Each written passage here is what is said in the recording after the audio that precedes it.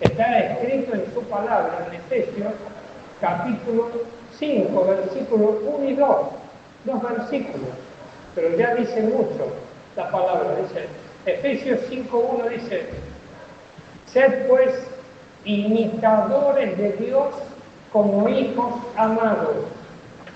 Y dice sed, no es que procuren serlo, cuando tengan buena voluntad traten de imitarlo, traten de hacer lo posible, y no veo aquí el término que nosotros como humanos podríamos decir, no quiero perturbarlo tanto, no quiero darle esta lección porque se puede sentir muy espantado, esto, ¿no? Y cuando a mí me invitaron a formar parte del seminario Timoteo, en el tercer año me toca dar el tema liderazgo. Yo le preguntaba al decano, ¿qué nivel tienen? ¿Aprendieron algo? Sí, tienen algunos. O sea que uno puede hablar de lo que es liderazgo en la obra de Dios sin ningún prejuicio. Sí, me dicen, metele para adelante. Vos dale toda la palabra que provenga de Dios a los alumnos. Y así fue. Lo que pasó, que al tiempo me encontré con sorpresas, que hay palabras que realmente tienen que ver con lo que dijo Jesús, que le respondía a la gente que recibía, tú esta palabra, ¿quién la podrá oír? Y es verdad, porque la palabra de Dios no tiene nada que ver con la palabra del hombre. Y nosotros tenemos, porque esta misma palabra a mí me confronta, a mí me enfrenta. ¿Por qué? Porque me hace examinar también a mí en mis actitudes humanas, en mi comportamiento diario, en mis pensamientos, en mi vocabulario y en muchas cosas. ¿Qué hay de imitar a Dios con cómo me comporto, cómo soy? Y nos hace replantear, ¿no? Pero en Efesios 5:1 dice, sed pues imitadores de Dios como hijos amados. Recordemos en Juan 4:24 dice, Dios es espíritu y no es naturaleza humana para nada. Y en espíritu tenemos que decir, ¿en qué lo puedo estar imitando a Dios? Y por supuesto, hablando y tratándose de Dios, tenemos que razonar o imaginar lo bueno, lo santo, lo puro, lo noble, lo íntegro, lo correcto, lo amoroso, lo dulce, y todo lo que Él deseó y está plasmado en la Biblia como palabra de Dios para que nosotros lleguemos a aprenderla, a practicarla, a vivirla y a recibir las bendiciones que Él tiene para con cada uno de nosotros, ¿no? Porque es espíritu, y en espíritu tenemos que entenderlo. Ahora, humanamente, podemos entrar en un conflicto. ¿Qué tengo que hacer? ¿Qué tengo que hacer? ¿Cómo tengo que comportarme? Mirá, cuando Moisés pidió ver a Dios, Dios le dijo en Éxodo 33:20, no podrás ver mi rostro porque no me verá hombre y vivirá. Realmente, hoy podemos ver estampitas, dibujitos, un hombre canoso, más canoso que yo, con barba, como un anciano de día, ¿no? Como se dice en la Biblia. Y mirá cómo es Dios, pero son todo hipótesis, imaginación, pero yo no lo vi nunca a Dios. Pero, ¿qué vemos de Dios nosotros aquí en la tierra? Podemos ver la religión en muchos pueblos, en muchos lugares, creyendo en un Dios. Podemos ver realmente muchos hombres que profesan religiosamente un sacerdocio invocando a Dios, pero a Dios nadie. Y en el Antiguo Testamento dice que los judíos, para acercarse a Dios, se acercaban al porque tenían temor de verlo de frente, porque no era el temor reverente, era el miedo que tenían tratándose del Dios que ellos habían conocido. Y un ejemplo para evaluar hoy en nosotros como creyentes. En Éxodo 20, 18 al 19 dice, al presenciar los truenos y los relámpagos y oír el sonido de la corneta y ver el monte envuelto en humo, los israelitas temblaron de miedo y se mantuvieron a distancia. Entonces le dijeron a Moisés, habla tú con nosotros y te escucharemos. No permitas que Dios hable con nosotros porque moriremos. o moriremos. Realmente, wow, ¿no? Que hable Moisés como interlocutor, pero ellos no se animaban. Y hoy, trasladándolo, haciendo un paralelismo aquí, de ese Dios único y verdadero a nuestras vidas, se siente lo mismo, se experimenta lo mismo, que hay un temor de miedo ante la presencia suya. ¿Se siente lo mismo? ¿Hay miedo ante su presencia? No.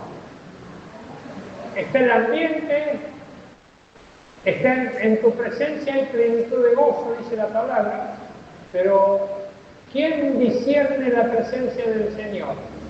¿Quién lo ve al Señor en medio de su pueblo? Cuando dice que allí donde hay 2 o 3 reunidos en mi nombre, allí estoy yo en medio de ellos, dice la palabra, ¿no? Y hay una indiferencia, hay concentración y ganas de recibir revelación, pero hay muchas expresiones que se ven, ¿no es cierto? Entonces, ¿cómo podemos nosotros imitar a Dios si tal vez lo desconocemos, no lo vemos, tenemos indiferencia por lo que representa Él? Y el texto dice bien clarito: sed pues imitadores de Dios como hijos amados, el versículo 1. Y el versículo 2 dice: y andad en amor como también Cristo nos amó y se entregó a sí mismo por nosotros, ofrenda y sacrificio a Dios en olor fragante. O sea, nosotros no lo vemos a Dios, pero ¿a quién podemos ver en el contexto y en el tiempo de la iglesia primitiva? Jesús transitó por Jerusalén, en Jerusalén, pero vos no lo viste ni yo lo vi, pero hay seres humanos que lo vieron, y vieron el transitar suyo con ejemplos diarios, hablando con el pueblo, haciendo milagros, enfrentando a los religiosos de la época. Es decir, dejó la historia suya plasmada en la Biblia, en los 4 evangelios. Pero, realmente, ¿cómo podemos imitar a Dios? ¿Qué tendríamos que hacer? ¿Cómo? Con el testimonio. ¿De quién? Sería redundante, ¿no? De Cristo. ¿Y dónde está el testimonio de Cristo? En sus hijos.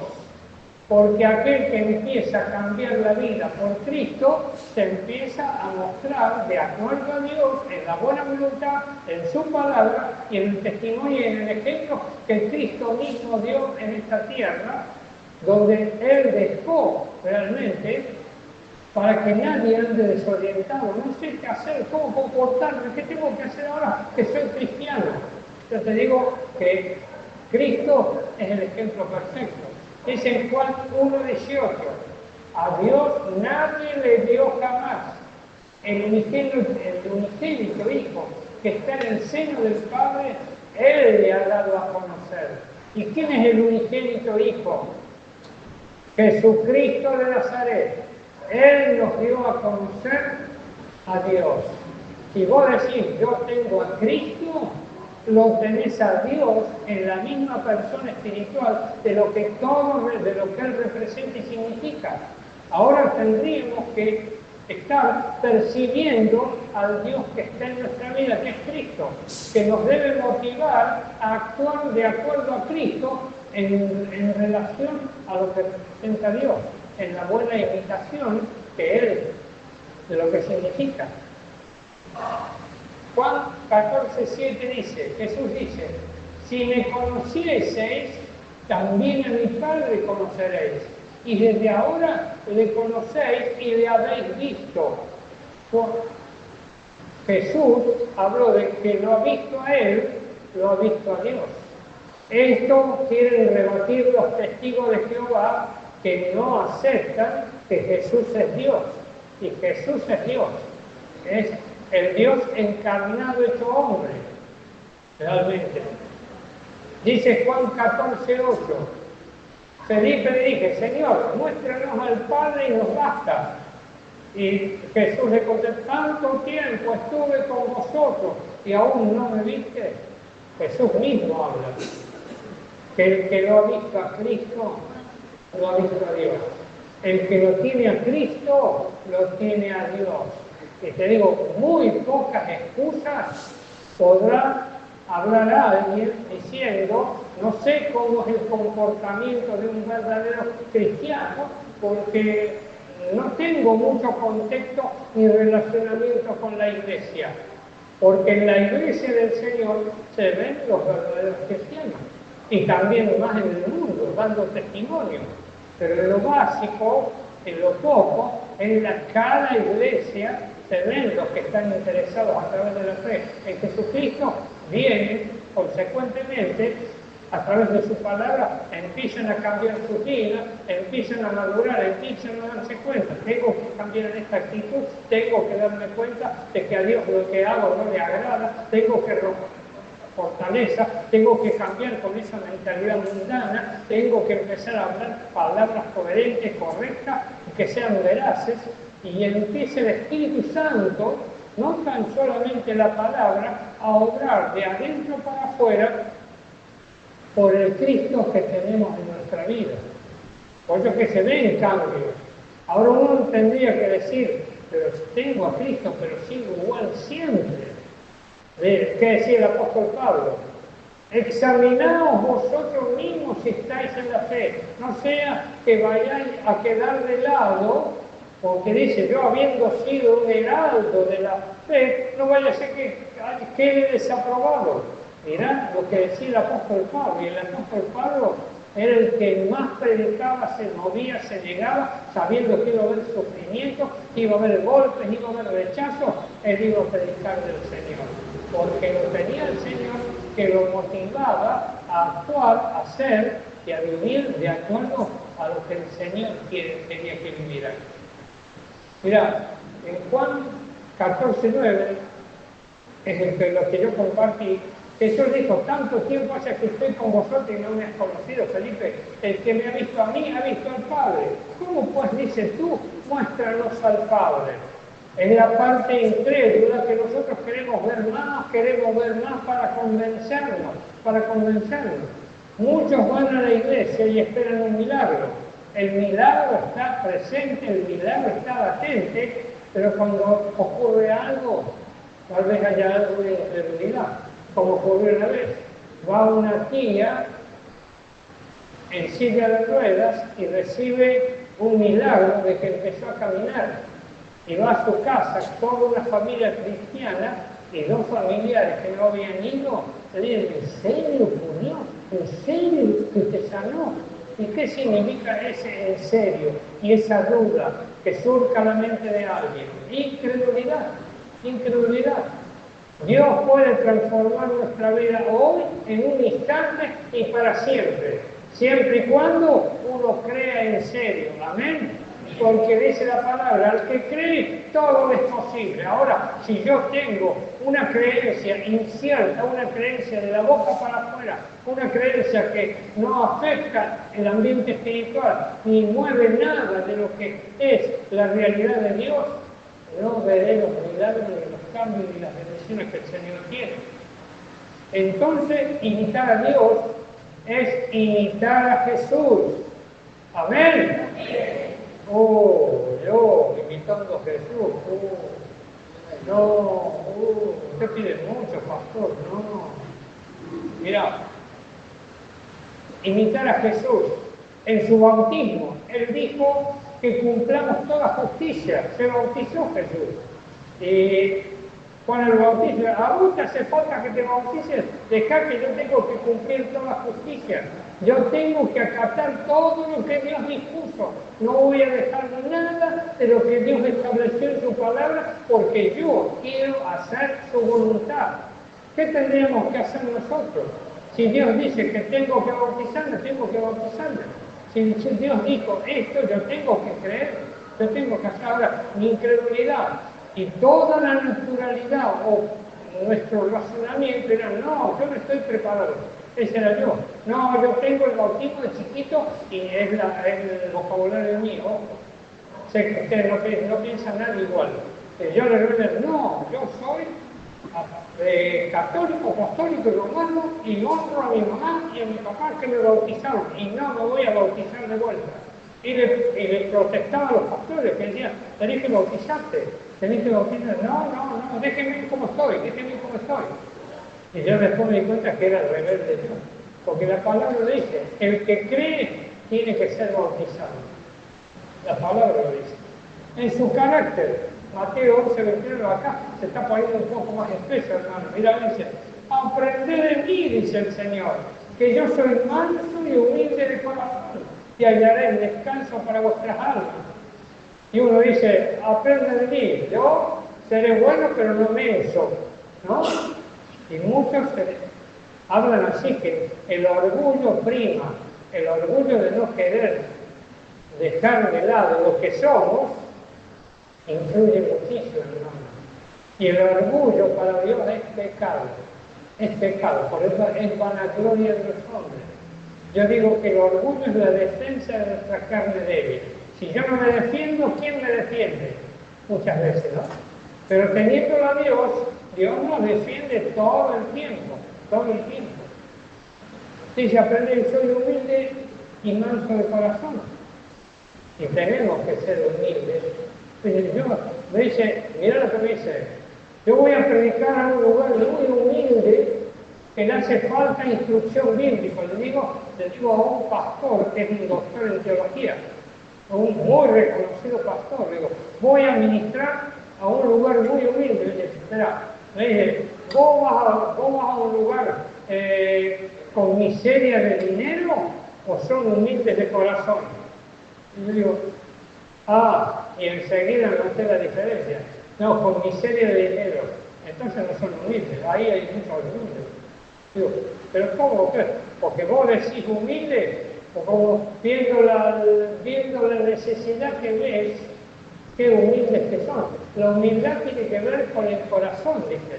Porque hay muchos que son pobres que son muy humildes, son muy orgullosos.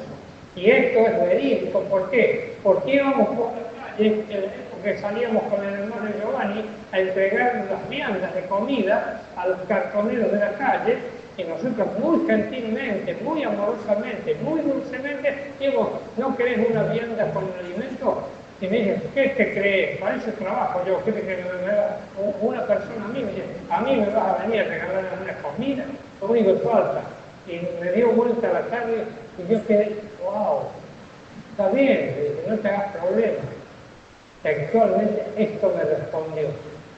¿Y me respondió la humildad o me respondió el orgullo?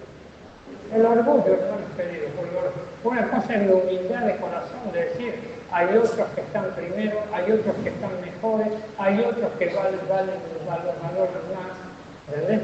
Y uno muchas veces le cuesta esa humildad, porque siempre quiere tener su lugar y quiere tener el cartel invisible, ténganme en cuenta, valórenme, invítenme primero, llámenme si hace falta, sepa que yo estoy dispuesto, y lo tienen inconscientemente. Y cuando no lo tienen en cuenta, ¿qué pasa? El que no tiene humildad va, pastor, ¿por qué no me mencionó a mí? Si yo también estoy acá formando parte. Pastor, ¿por qué eligió a otros y no a mí? Porque esta es la realidad de muchas expresiones de aquellos que son sensibles por querer tener un reconocimiento. ¿Y qué más importante, hermanos queridos? ¿Que te reconozca el hombre o que te reconozca Dios? Sí, Dios, pero yo quiero sentir que el hombre a mí también me valora, porque a Dios no me doy cuenta que cuánto me valora. Y sin embargo Dios valora muchísimo, ¿entendés? En la compasión que Jesús tuvo, dice que vio las almas que sufrían y se compadeció su corazón. Y hay muchos que están hundidos en el pecado, desubicados de la vida, totalmente convulsionados de no tener definición, afirmación, ni saber cómo comportarse, y le hace falta una palabra de amor, una palabra de aliento, una palabra de consejo, una palabra de atención, y muchas veces para nosotros pasa desapercibido, o no queremos atender, o no queremos dedicarle un tiempo, ¿no? En ser libre de la religión, sano en el día de mirar. Jesús sanó en el día del reposo a un paralítico en el estanque de Bethesda, a una mujer encorvada, a un hombre con la mano seca. Y los fariseos le preguntan, ¿por qué hiciste todo eso en el día de reposo? Porque el día de reposo era mantenido por los judíos de acuerdo a la ley de Moisés. Y ese es una actitud legalista de muchas cosas. Y hoy, ¿en qué estamos nosotros, hermanos queridos? En la época de la gracia, donde el don no merecido, el regalo que Dios nos regaló, es la gracia del Señor, que nosotros podemos estar hablando de él. Decía el apóstol Pablo, por gracia de Dios soy lo que soy, y no porque yo lo merezco, lo digo con mis palabras ahora, sino porque Dios se plació en darle un lugar, hermano, por gracia de Dios. Y sin embargo nosotros muchas veces, y realmente fui exhortado por una persona muy querida a mí, de que muchas veces nos ponemos a juzgar a aquel que no está bien en el camino del Señor, en vez de orar, aquel que no está andando como debe andar en la palabra de Dios, y si en la religiosidad, porque damos palo, o no me escuchaste a mí alguna vez, estuve hablando de fe, y no lo digan porque yo sé quién puede decirlo, yo lo escuché, pastor, pero yo soy honesto con lo que hablo. Cuando yo concuerdo, le di con un palo con la palabra de Dios, como remordiéndome. Y yo soy honesto, ¿eso está bien o está mal? Está mal, porque ¿qué diferencia hay? Los fariseos te tiraban la Torá por la cabeza, y te crucificaban y te tiraban contra el paredón fusilándote. Y yo aprovechaba diciendo, no, la palabra dice esto, como para que la persona se sienta mal. Y eso no es de Dios. ¿Por qué no es de Dios? Yo le exhorté con la palabra, porque yo estaba buscando lo que yo mismo quería, que la persona cambiara. ¿Y quién tiene más intención y más interés para que la persona cambie? ¿Quién? Dios, hermano querido, Dios. Por más que vos digas, le estuve hablando de Cristo 2 horas y media y no me llevó ni la punta. Estuve toda la noche sin dormir testificando del Señor y después hizo lo que quiso. Y uno se queda totalmente como diciendo, improductivo, no rindió efecto mi testimonio, no valió que yo le hablara de Cristo, y nos ponemos mal, recalcitrantes, y empezamos a jugar a esa persona. Pero Dios tiene tiempo con cada persona diferente, y nosotros el testimonio que tenemos que dar es de Dios con amor para orar y orar, y dejar que Dios redarguya de pecado, de justicia y de juicio. No, nosotros haciéndonos el Espíritu Santo y redarguyendo de pecado, de justicia y de juicio, como nosotros si fuéramos Dios en miniatura. Cuando tenemos que orar y decir, Dios, encárgate de este asunto, Dios, haz esta obra, Dios, porque yo no puedo, porque siempre hay un impedimento, o somos realmente finitos en donde podemos llegar como alcance, porque es Dios el que llega y de Dios nadie se escapa. Ahora, mi confianza tal vez no sea tanto en Dios, y si es mi eficacia de decir, yo tengo que hacer la obra, yo le voy a decir, yo, como el apóstol Pablo dijo, yo he librado mi sangre y les he dicho todo el consejo de Dios, ahora depende de ustedes, pero nosotros muchas veces juzgamos porque no están de acuerdo con nosotros. Pero ¿con quién tienen que estar de acuerdo? ¿Con nosotros o con la palabra de Dios? Y la palabra de Dios es muy clara, hermano querido, se lo puedo asegurar, es muy clara. Y Jesús sanó porque no era un religioso, era alguien que vino de Dios, y no llevándole importe a la liturgia, a las costumbres, a la forma, porque muchos hacen la obra por apariencia, pero no sintiendo a Dios en el corazón para hacerlo mejor. Pablo insiste en la vocación de nuestro llamamiento.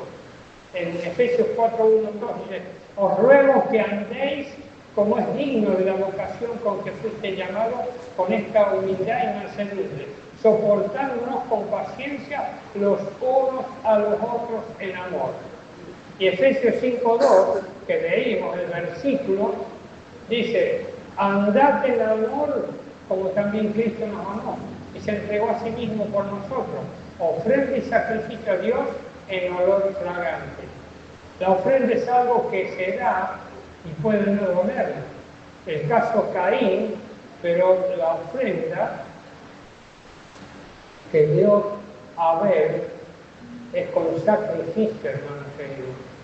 La ofrenda que le damos a Dios es para presentar nuestros cuerpos en sacrificio vivo, santo y agradable a Dios, que dice la palabra, es nuestro culto racional.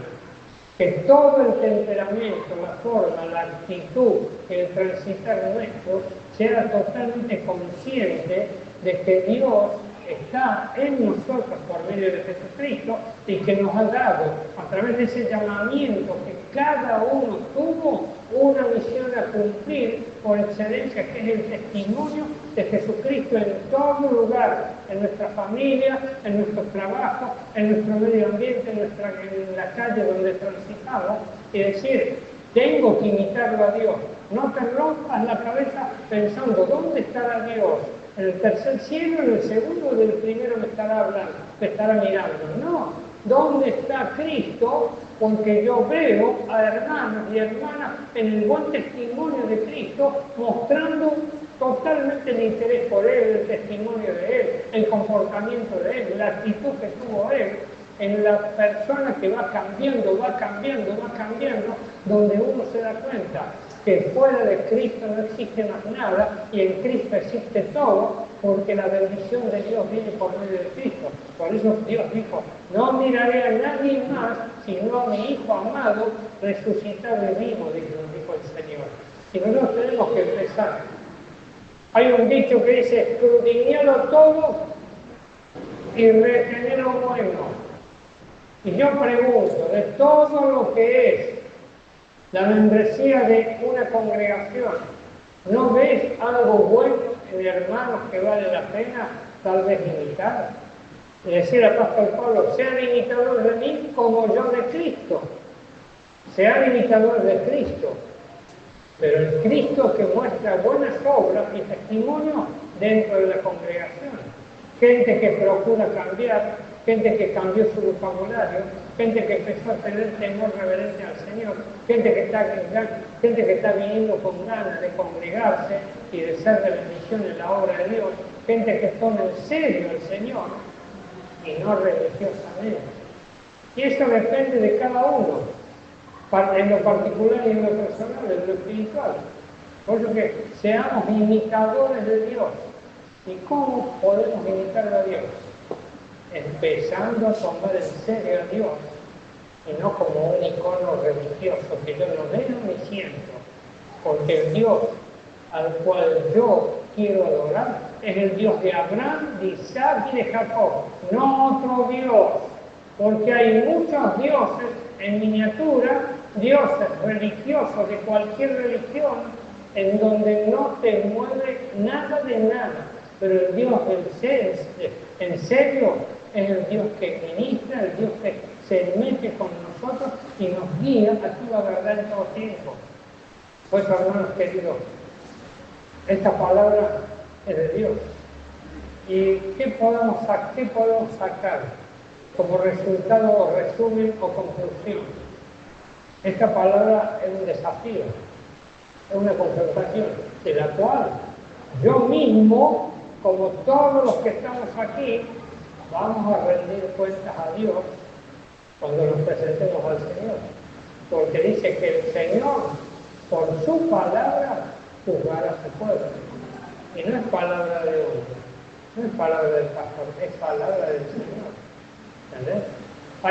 Hay un debate teológico en internet de mucha gente, que hay muchas iglesias que predican devocionales para conformar al pueblo. Yo no juzgo, yo transmito lo que he leído, ni juzgo a ninguna iglesia, porque la iglesia para mí es santa y estandarte de la verdad. Pero son los comentarios. Hay iglesias que predican devocionales para entretener, conformar, confirmar y abrazar a todos los creyentes, pero no los confrontan con la palabra de Dios. ¿Se entiende esto?